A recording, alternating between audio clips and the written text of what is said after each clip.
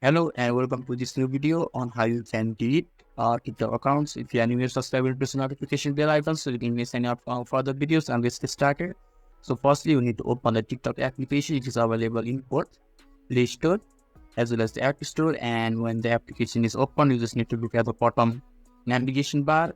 In the bottom right side, there is a profile options. You can just click on the profile, and when you are inside the profile, in the top right corner there is three line icon. Just click on that, and when you have clicked on that, another interface will be shown to you. You just have to look at the top right corner once more. There is a setting option. Just click on the setting option, and when you are inside the setting, there is an account option in the first. Just click on the account, and when you look at the bottom of the account, there is deactivate or delete account.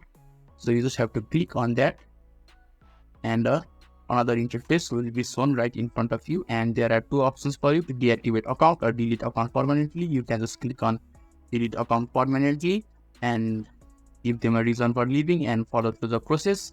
And when you have given them the reason for you to delete the account, then another interface is shown to you. You can just continue by clicking on the button that is shown to you and just press on the continue button, and you can just click on the continue button once more, and you just have to wait for a few seconds.